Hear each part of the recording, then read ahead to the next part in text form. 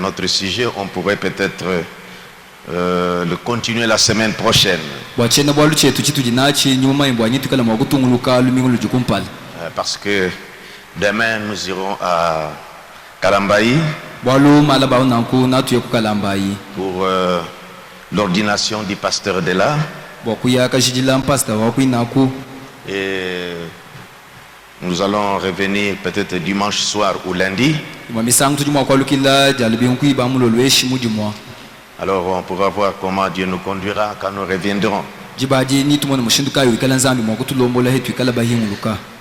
pense vraiment qu'on puisse avoir la Sainte Seine, mais je vois toujours tous les samedis pour ce mois ici, nous sommes occupés. Nous sommes plutôt absents.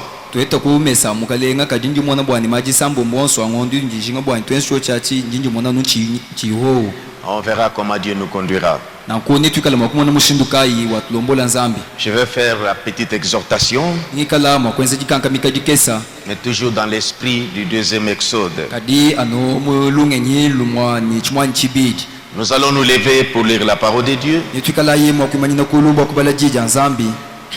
Ouvrons nos Bibles dans Actes chapitre 2.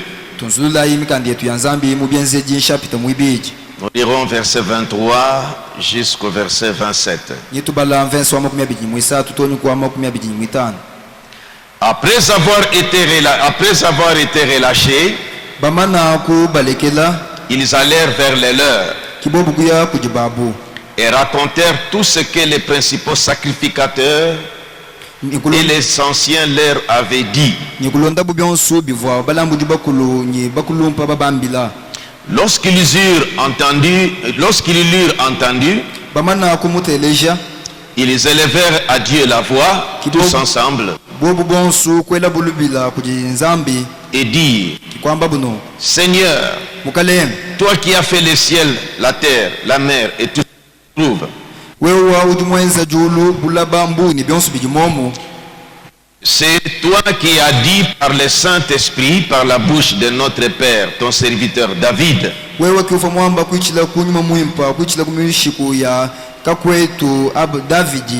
Pourquoi ce tumulte parmi les nations et ces vaines pensées parmi le peuple? Les rois de la terre se sont soulevés et les princes se sont ligués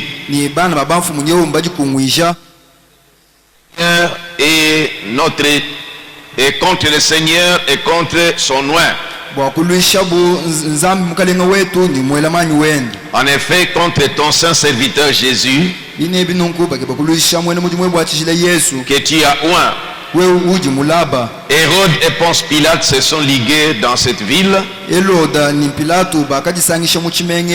avec les nations et avec le peuple d'Israël. Prions un peu le Seigneur. Seigneur Jésus, c'est vrai que nous voyons un sujet pendant ce jour. Et aujourd'hui, la pluie a empêché plusieurs à venir. Ainsi, nous sommes très peu nombreux. Mais ceux-ci ont bravé la pluie et ils ont accepté d'être là.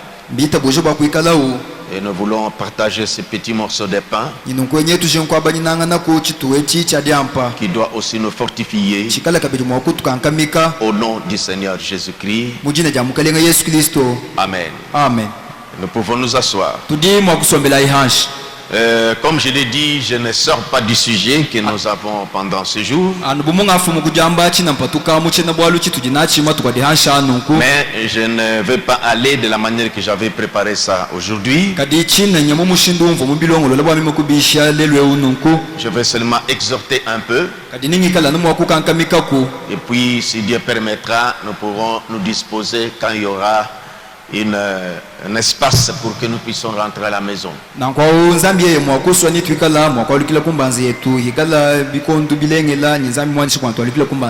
Parce que quand il fait clair, c'est mieux de marcher, sinon avec la boue dans l'obscurité, ça n'ira pas.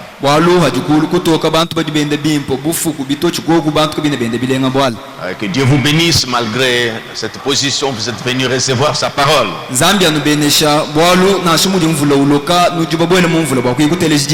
Dans les livres des Actes des Apôtres,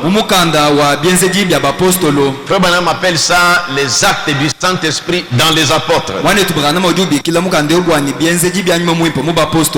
Et ce texte ici, quand nous lisons dans la Bible, ça dit que les disciples venaient d'être persécutés.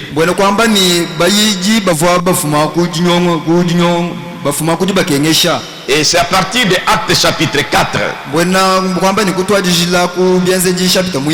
Et Pierre et Jean prêchaient là-bas. Et on a mis la main sur eux. Et on leur avait donné sévères instructions de ne plus continuer à parler, prêcher ce nom de Jésus. Par exemple, verset 18 du chapitre 4. Et les ayant appelés, regardez bien, les ayant appelés, les là, c'est au pluriel, non? Ils leur défendirent absolument de parler et d'enseigner au nom de Jésus. C'est pourquoi on dit au verset 19, Pierre et Jean leur répondirent, et Pierre ont expliqué. C'était à l'occasion des miracles qui venaient de s'opérer. Alors quand on leur a dit de ne plus parler au nom de Jésus, mais qui était ce groupe? Comme nous sommes en train de parler du deuxième exode, c'est le groupe du deuxième exode qui est en train de s'orienter vers la destination. Je vais vous faire remarquer quelque chose dans Jean chapitre 14.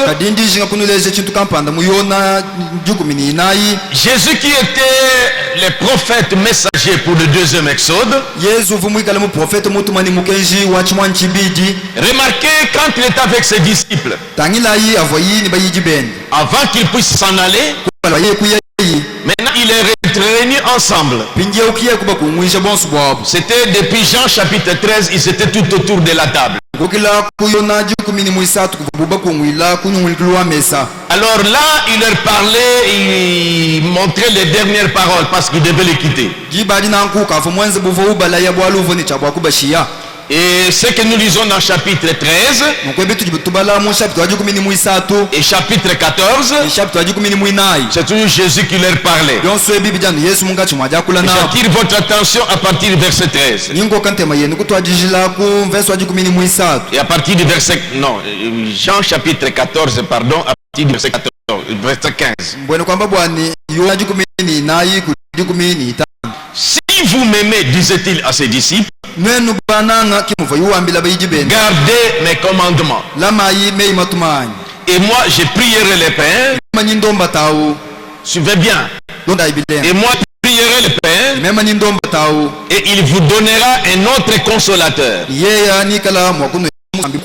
afin qu'il demeure éternellement avec vous.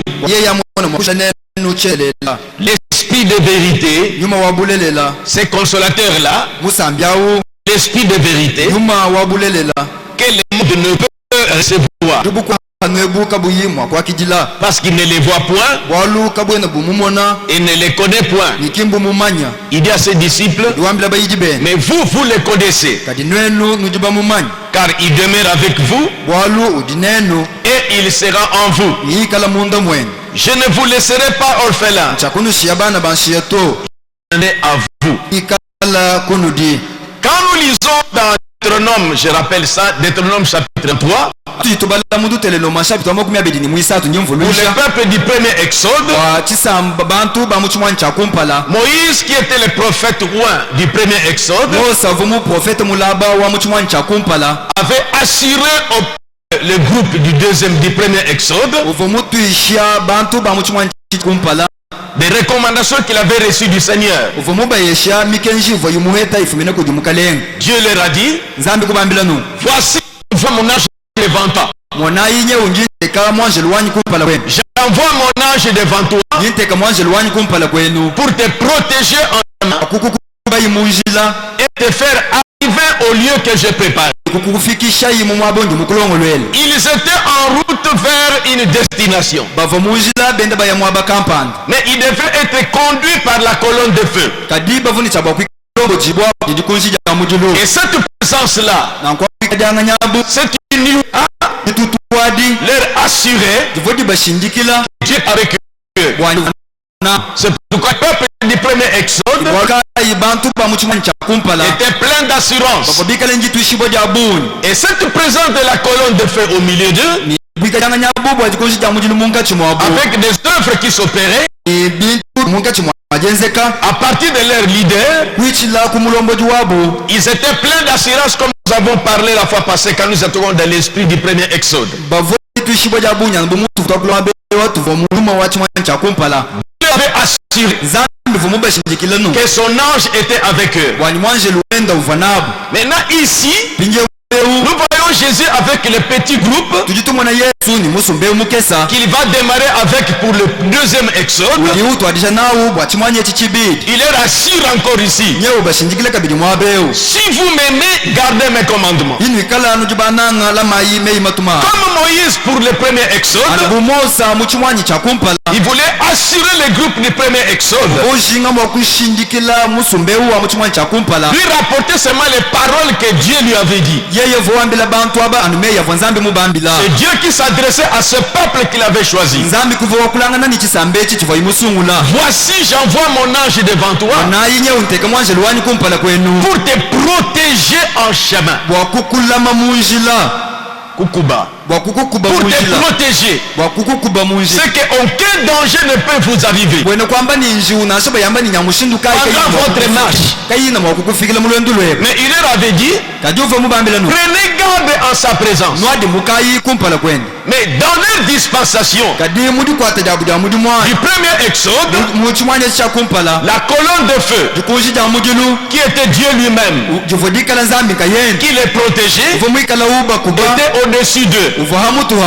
Et ils avançaient comme ça. Et maintenant nous voyons le deuxième prophète pour le deuxième Exode. Je vous avais lu la fois passée. Le deuxième Exode, il fallait encore un prophète. Mais cette fois-ci, Dieu prophète. Et voici avec le petit groupe avec lequel il va démarrer pour le deuxième Exode. Les regroupant dans cette maison-là, comme Moïse les regroupant tout autour, ça dit qu'en plein air, il devait les communiquer, donner des déclarations qui devaient les assurer que Dieu était présent parmi eux, qu'il avait envoyé son ange. Maintenant ici Jésus, il est encore dans le corps physique. Il leur dit ceci, si vous m'aimez, gardez mes commandements. Et moi je prierai le Père, et il vous donnera un autre consolateur. Dieu ne laisse pas son peuple comme ça. Depuis l'Ancien Testament, son peuple du premier Exode, il était avec eux. Cet ange-là qui était avec eux. Même après Moïse, cette présence s'est manifestée au milieu d'eux. Parce que Gédéon avait vu ce surnaturel là. Josué avait vu cette présence-là sous la forme d'un homme avec une épée. Et Gédéon avait fait sortir son épée. Il pensait que c'était un adversaire. Dieu manifestait sa présence. Il voulait qu'on sente qu'il est au milieu d'eux. Gédéon a vu la présence de cet être-là. Les parents de Samson ont vu la présence de cet être surnaturel. Dieu a voulu que dans le premier exode, son peuple le voie et qu'il sache qu'il est toujours avec eux, comme il avait dit que j'envoie mon ange devant toi.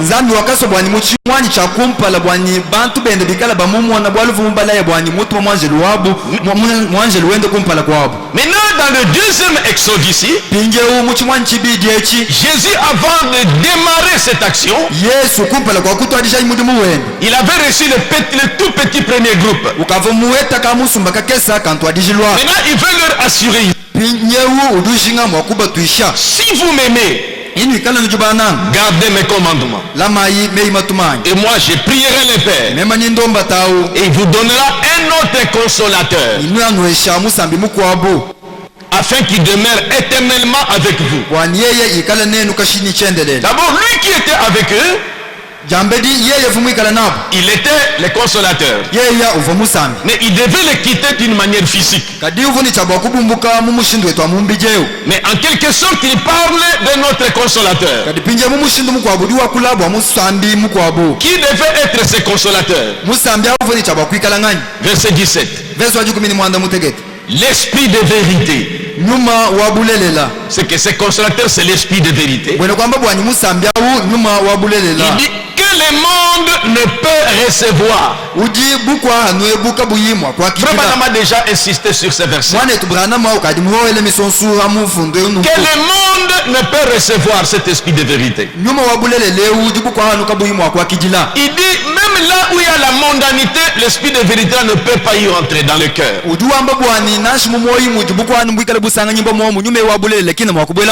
dit que le monde ne peut recevoir parce qu'il ne le connaît point, cet esprit de vérité, et ne le voit point. Mais vous, mes disciples, qui est avec moi, s'adressant à ses disciples, vous les connaissez, car il demeure avec vous. Oh, qui était avec eux? C'est lui-même. Il a dit que l'esprit de vérité, que le monde ne peut recevoir, parce qu'il ne le voit point et ne le connaît point. Un autre consolateur. Mais vous, disciples, vous les connaissez. Cet autre consolateur-là, qui doit rester avec vous jusqu'à la fin, éternellement plutôt. Parce qu'il demeure avec vous et il sera en vous. Je prends une partie de ce que je voulais dire ici. Écoutez ce que le prophète dit. Jésus dit ici, l'esprit de vérité, que le monde ne peut recevoir, parce qu'il ne le voit point et ne le connaît point. Mais vous, les disciples, vous, le petit groupe du deuxième exode, vous les connaissez, ce consolateur-là, qui est l'esprit de vérité, car il demeure avec vous et il sera en vous. Frère Branham dit dans le message Les Consolateurs, paragraphe 46, cela n'est-il pas clair? Qui est donc ce consolateur? Il dit c'est Jésus. Parce que qui était avec eux? Il leur a dit encore un peu de temps et le monde ne me verra plus. D'abord le verset 16. Ou verset 15. Si vous m'aimez, c'est-à-dire ils étaient assis tout autour de la table. Depuis le chapitre 13, le petit groupe qu'il avait sélectionné pour démarrer le deuxième exode, ils mangeaient la Sainte Seine. Quand ils ont fini, il leur a lavé les pieds. Alors il a commencé à leur parler. Et Judas était parti. C'est ainsi que dans cet entretien-là, il leur disait, si vous m'aimez, je me représente tout autour de la table, il leur parlait, si vous m'aimez, alors gardez mes commandements. Alors moi je prierai le Père, il vous enverra un autre consolateur. Pourquoi disait-il cela? Parce qu'au chapitre 14 verset 1er, il leur avait dit que vos cœurs ne se troublent point. Croyez en Dieu et croyez en moi. Il y a plusieurs demeures dans la maison de mon Père. Je m'en vais vous préparer une place. Ils étaient tristes, c'est qu'ils savaient que Jésus devait les quitter. Mais c'est alors qu'il leur dit, si vous m'aimez, bien que je vais vous quitter pour aller vous préparer une place, si vous m'aimez, restez garder mes commandements. Et moi je prierai le Père, il vous enverra un autre consolateur. J'étais votre consolateur quand dans le corps physique ici. Vous avez vu beaucoup de choses que j'ai fait. Et maintenant je dois vous quitter pour aller vous préparer une place. Mais je vais demander à mon Père de lui envoyer un autre consolateur, qui est l'esprit de vérité, mais que le monde ne connaît pas. Mais vous les connaissez, parce qu'il demeure avec vous et il sera aussi en vous. C'est là que le prophète dit, cela n'est-il pas clair? Qui est donc ce consolateur? Il dit c'est Jésus. Il dit voyez, il a dit, je prierai le Père et il vous enverra un autre consolateur, l'esprit de vérité, que le monde ne peut recevoir. Il ne les connaît point et ne les voit point.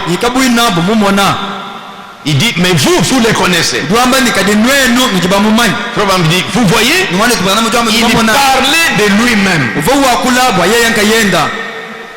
Vous les connaissez. Il dit, car il demeure avec vous.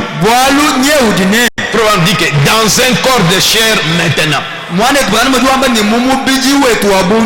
Parce que qui était avec eux?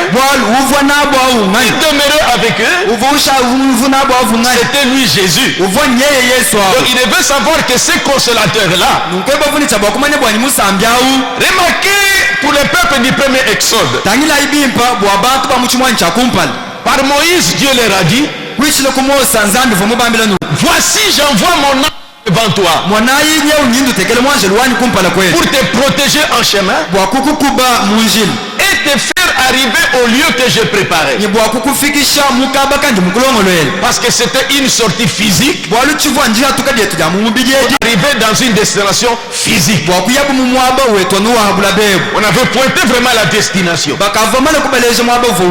Cet ange va vous protéger jusqu'à cet endroit-là. Mais dans le deuxième Exode, Jésus a dit que les consolateurs, il sera éternellement avec vous. Suivez-moi très bien. C'est contre qui est l'esprit de vérité que le monde ne peut recevoir, parce qu'il ne les connaît point et ne les voit point. Mais vous mes disciples, vous les connaissez, car il demeure avec vous et il sera en vous. Suivez-moi très bien. Dans le premier Exode, c'est comme j'entame déjà mon sujet là. Dans le premier Exode, la colonne de feu était au-dessus. Mais maintenant dans le deuxième la même colonne de feu incarnée, le même ange incarné dans la chair. Jésus dit, il sera en vous. Et remarquez au verset 18, il dit, je ne vous laisserai pas orphelins. Je viendrai à vous. Les disciples devaient très bien comprendre. Les disciples devaient très bien comprendre. Peut-être ils devaient réfléchir. Les consolateurs, l'esprit de vérité que le monde ne peut recevoir. Il dit, mais vous les connaissez. Alors qui est-il? Car il demeure avec vous. Mais qui demeure avec nous? C'est lui-même. Et il sera en vous. Comment? Je ne vous laisserai pas orphelin. C'est que dans la chair je vais vous quitter, forme physique, mais je reviendrai à vous. Comment? Il dit au verset 19, encore un peu de temps et le monde ne me verra plus. Il dit, quand vous me voyez dans ce corps physique, les juifs aussi me voient. Je circule. Et encore un peu de temps, le monde ne me verra plus. Parce qu'avec ce corps, on va le crucifier, je serai enseveli, c'est fini, ils ne me verront plus. Mais vous me verrez. Car je vis, et vous vivrez aussi. Frère Branham continue. Vous voyez, il parlait de lui-même. Car il demeure avec vous dans un corps de chair maintenant. Il dit, parlant aux disciples, et il sera en vous et demeurera éternellement. Il ne s'en ira jamais. Maintenant, c'est que dans le deuxième exode, la colonne de feu, l'ange de l'alliance, ne va pas toujours demeurer au-dessus, mais il doit venir entrer dans l'homme. Il doit venir entrer dans l'homme. Mais remarquez ce qui s'est passé. Je donnerai des références peut-être quand je viendrai vraiment bien placer ça. Jésus leur a dit que je reviendrai à vous. À la fin, il leur dit, ne sortez pas de Jérusalem. Vous êtes le peuple du deuxième exode. Je dois démarrer avec vous. C'est à partir de vous que je vais démarrer. Pour trouver un peuple. Et les Juifs ont commencé à s'égarer dans le judaïsme. C'est devenu la tradition. Maintenant, de vous, je vais faire que je puisse attraper un peuple. Vous, ces poignées de 12 personnes, comme d'Abraham, Dieu devait trouver un peuple. D'Abraham devait sortir Isaac. Et Isaac Jacob, comme les 12 patriarches. Voilà son peuple. Maintenant de ces 12 disciples, il va recevoir un peuple, comme nous verrons dans les jours qui viennent. Mais la manière qu'il a démarré avec ce peuple, ce petit groupe là, il leur a montré qu'il ne sortait pas de Jérusalem. C'est de vous que je vais choisir un peuple. Les Juifs m'ont rejeté, aveuglé par le judaïsme, que j'ai un autre peuple. Dans ce deuxième exode, et attendez à Jérusalem, le même consolateur reviendra et il sera en vous. Je reviendrai. Et dans Jean chapitre 16, verset 29, il leur a dit, je suis sorti du Père Je disais Jean 16. Verset 28. Je suis sorti du Père et je suis venu dans le monde. Ça, c'est toujours tout autour de la table là. Il commençait déjà à devenir clair pour qu'ils comprennent. Non. Lui, dans son expression. Je suis sorti du Père. D'abord, il dit, je ne vous laisserai pas orphelin. Si vous m'aimez, gardez mes commandements. Et moi, je prierai le Père pour vous envoyer un autre consolateur, qui est l'Esprit de vérité, que le monde ne peut recevoir, parce qu'il ne le voit point et ne le connaît point. Mais vous les connaissez, car il demeure avec vous maintenant. Il vous parle maintenant, mais il sera en vous.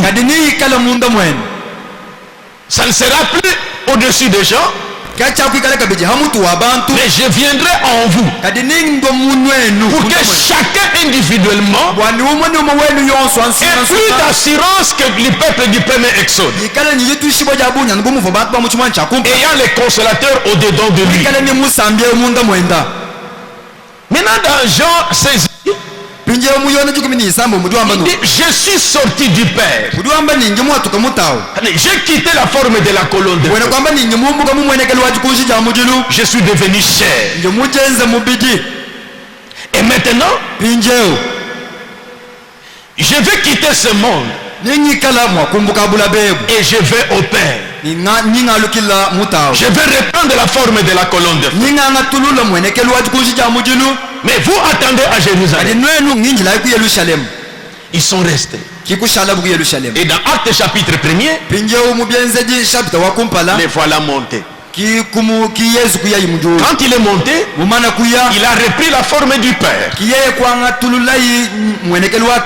comme dans l'Ancien Testament, la colonne de feu.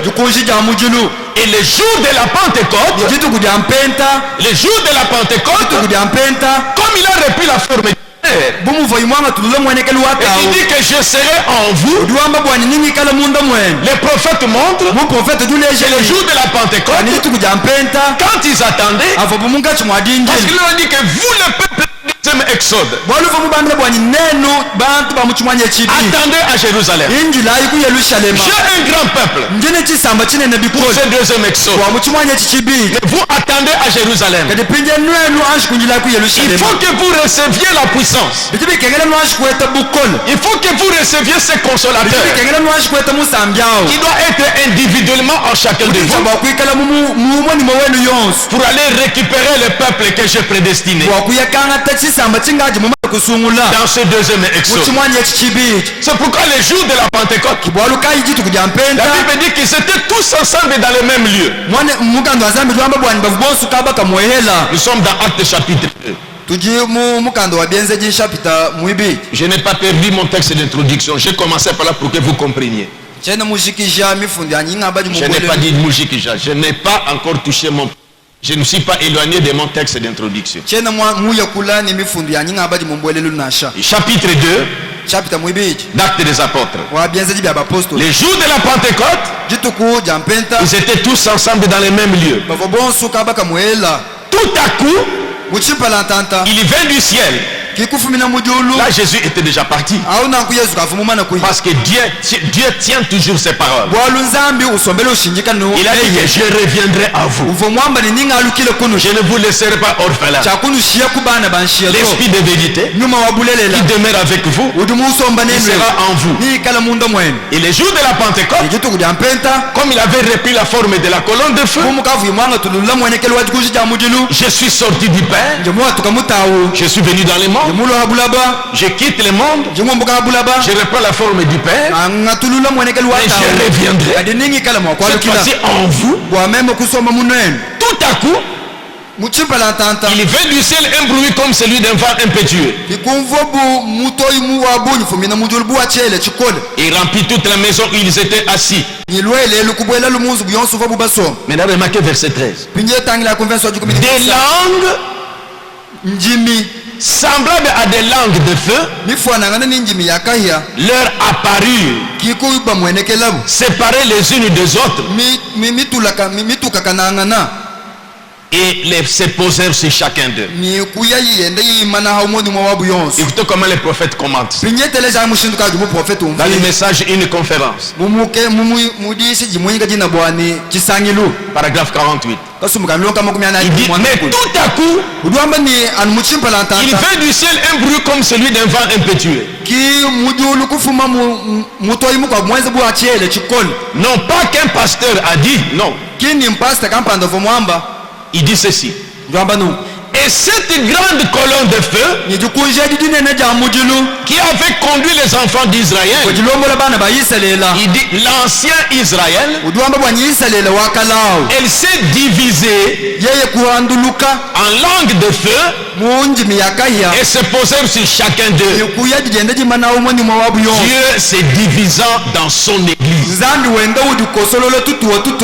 C'est Jésus accomplissant sa promesse de Jean 14. Je rêve en vous. Serait en vous.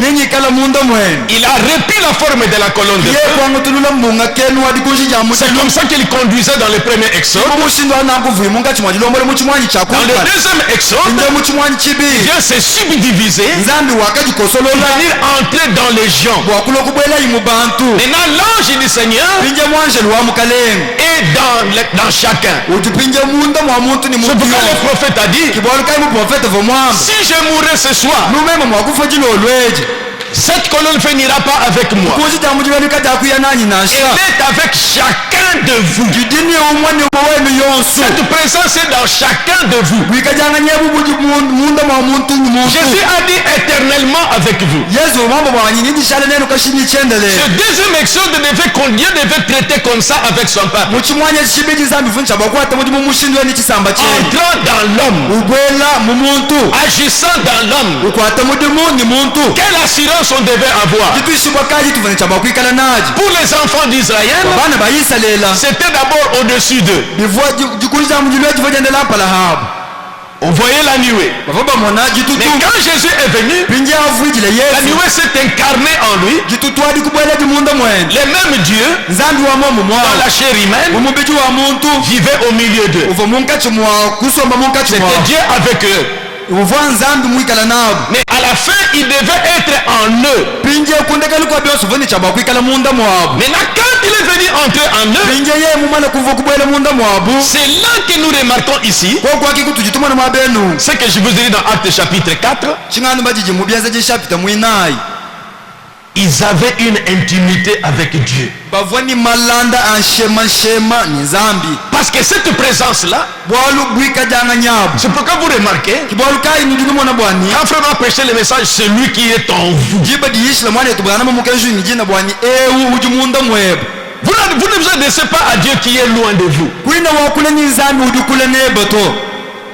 Quelquefois, quand on veut prier, on dit inclinons nos têtes. Parce qu'il est dans mon cœur. Je m'adresse à lui qui est dans mon cœur. Il n'est pas loin pour que j'écris comme il doit m'écouter quand je dois hausser la voix. Zambie!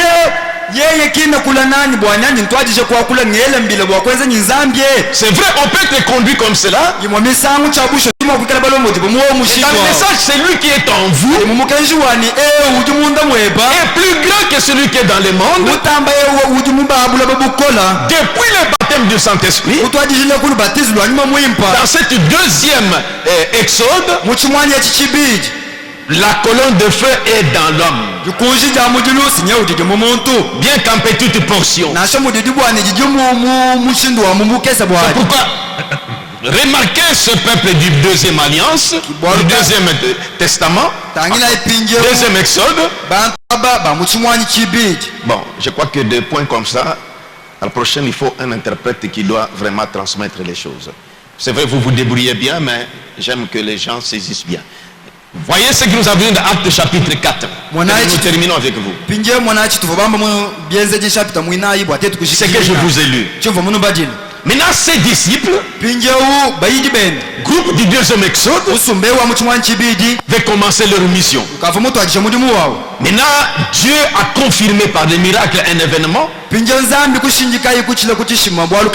cela a attiré l'attention des gens. Ils ont profité pour prêcher Jésus. Alors on les a arrêtés. Quand on les a arrêtés, on leur a interdit de ne plus parler de ça. Et pourtant Dieu cherchait, leur mission c'était chercher le peuple pour le deuxième exode. Et que les Juifs sortent du judaïsme. Maintenant quand on les a relâchés, la Bible dit c'est là qu'ils sont venus vers les leurs. Voyez cette assurance là. Ils ont réuni les leurs. Ils se sont retrouvés, ce petit groupe là. Ils ont rapporté la menace qu'ils venaient de vivre. Je suis au verset 23. Après avoir été relâchés, ils allèrent vers les leurs et racontèrent tout ce que les principaux sacrificateurs et les anciens leur avaient dit.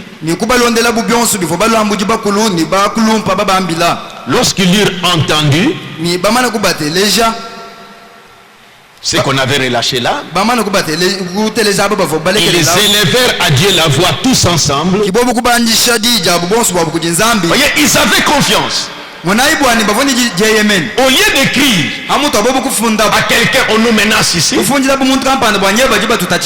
seulement Pierre que Pierre, qu'est-ce que nous devons faire maintenant?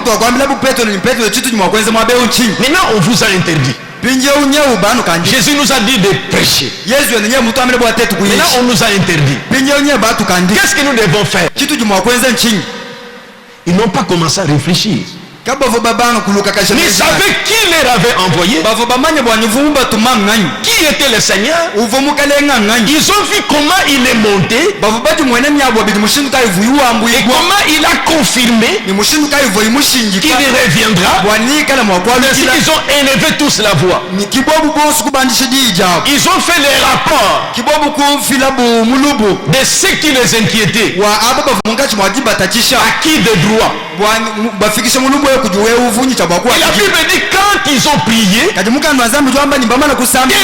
avec sincérité, et qu'ils sentaient que Dieu était réel, parce qu'ils avaient vécu avec Jésus, et Jésus leur a parlé, que ce qu'il leur avait dit s'accomplissait. Ils devaient aller et puis revenir en eux sous la forme du Saint-Esprit. Ils venaient d'expérimenter ça. Il priait avec assurance. La Bible dit au paragraphe verset 31. Quand ils eurent prié, le lieu où ils étaient assemblés trembla. Et ils furent tous remplis du Saint-Esprit. Pas nouveau. Parce que le remplissage, ça vient toujours. Ils avaient déjà reçu le Saint-Esprit. Mais ce jour-là, tellement que l'onction était forte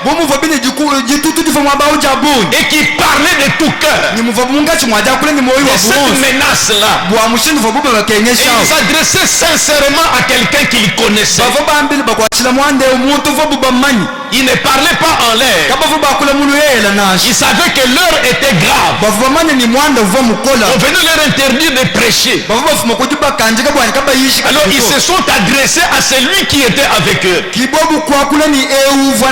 qu'on a vu monter. Il a dit qu'il reviendra, que le monde ne peut plus le voir,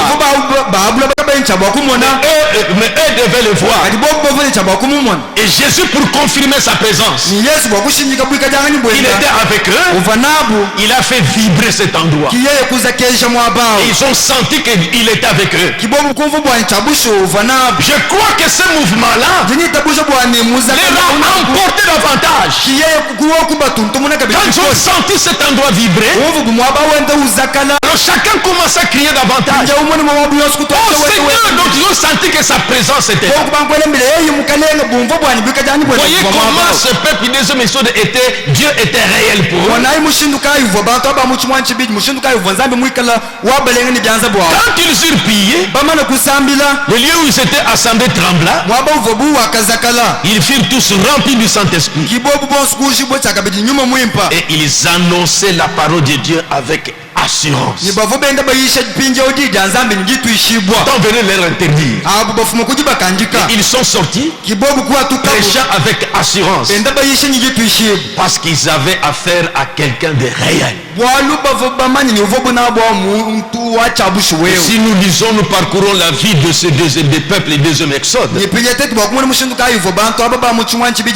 va voir comment Dieu faisait.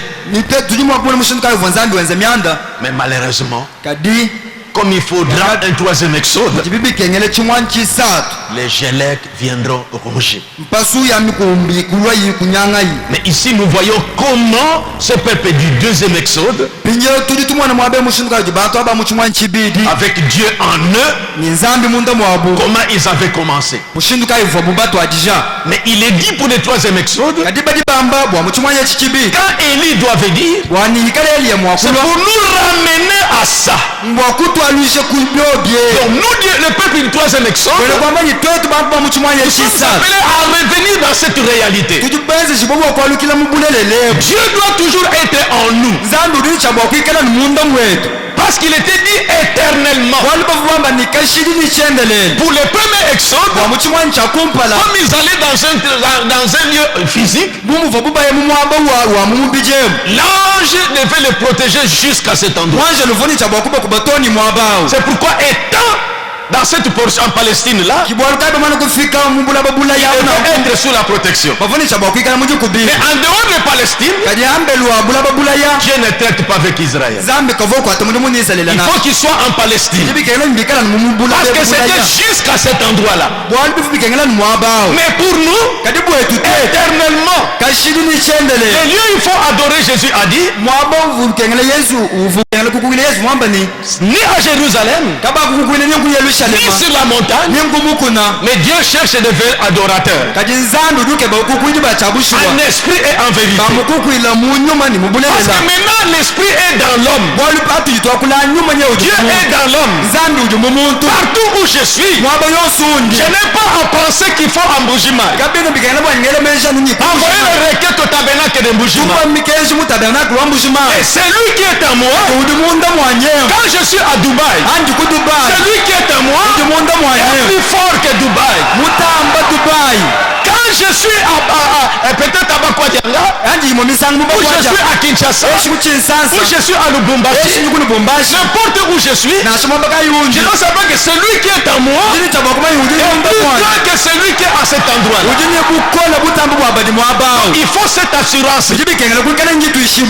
Malachie est venu pour le peuple du troisième exode nous ramener à des réalités comme ça.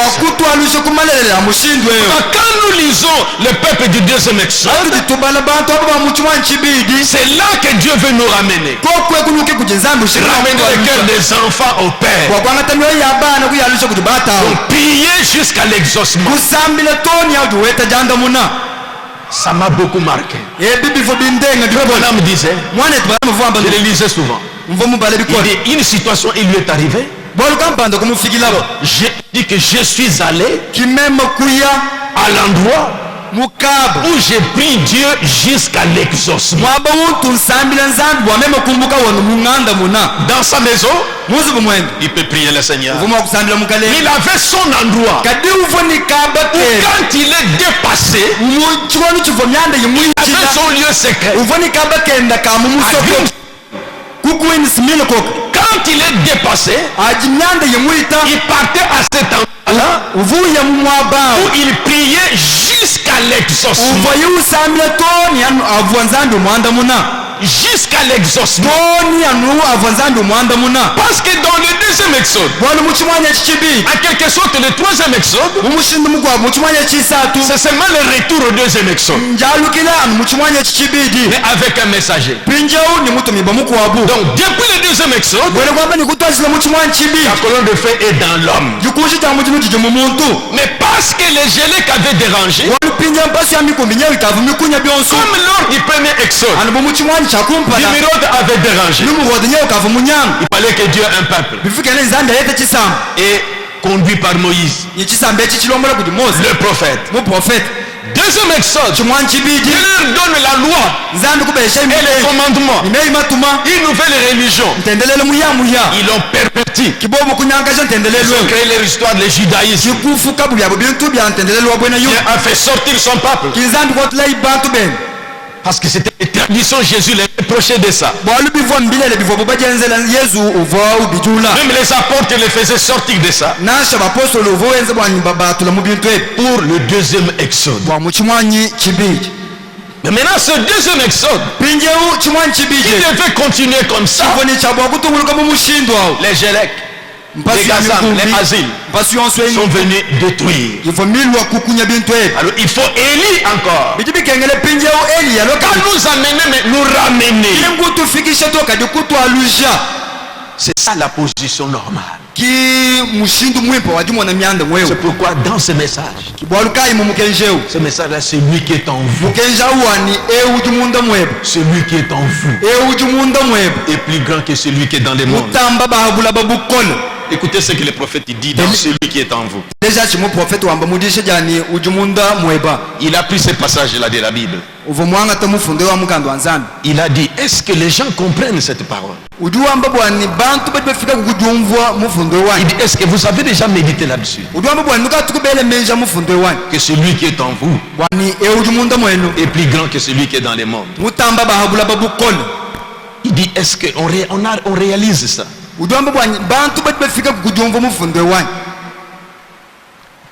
Voyez, je vais vous donner les passages de référence. Peut-être, je dis une petite exhortation, mais ça... Bon, je vais seulement vous rappeler ceci. Soyez conscients. Sachez que dans cette passation, nous voyons l'image du deuxième alliance, du deuxième exode.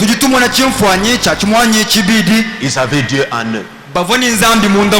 Les mêmes paroles que Jésus avait adressées là, les mêmes paroles s'adressent à vous. Je ne vous laisserai pas orphelins. Si vous m'aimez, gardez mes commandements.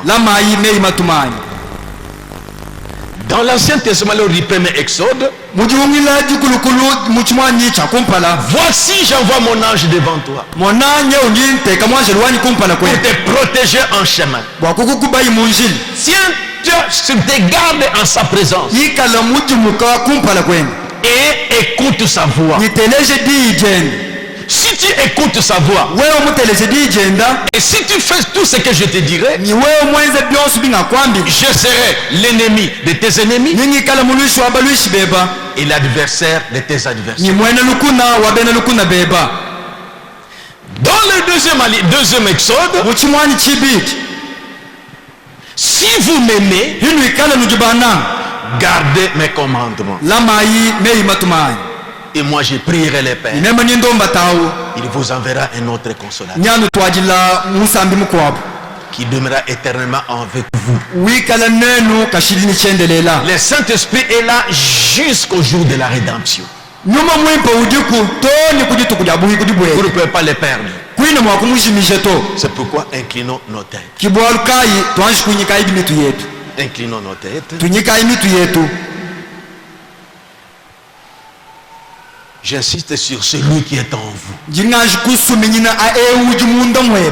Parce que dans ce troisième exode, qui est le retour au deuxième exode,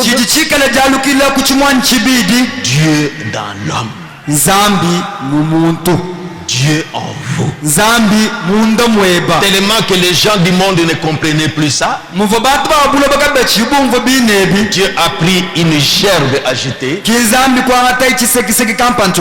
est entré dans cette gerbe agitée pour montrer que c'est la continuité de la dispensation de Dieu dans l'homme. C'est pourquoi vous entendez frère Branham. Il dit Dieu dans la semaine. Quand il peut parler d'un homme, il dit Dieu dans son église. Dieu en pagne. Dieu en pantalon. Dans des hommes et des femmes. C'est ça la dispensation où nous sommes. Dieu n'est pas loin de toi. Dieu est en toi. Il parle dans ton cœur.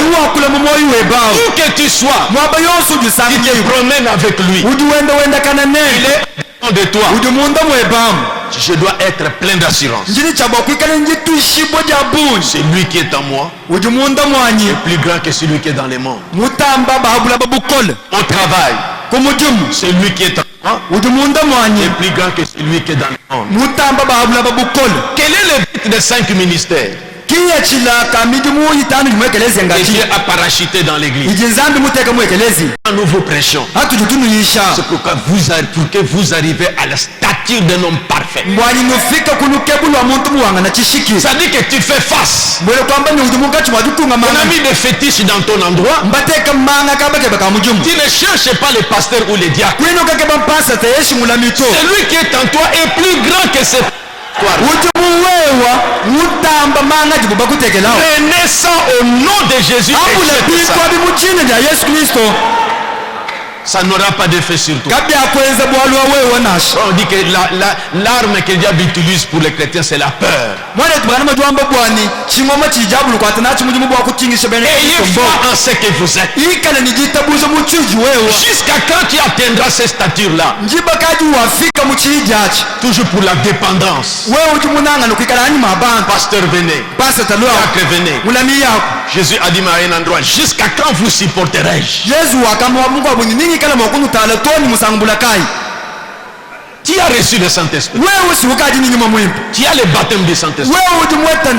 Dieu est en toi. Il a dit, je ne vous laisserai pas orphelins. Je viendrai à vous.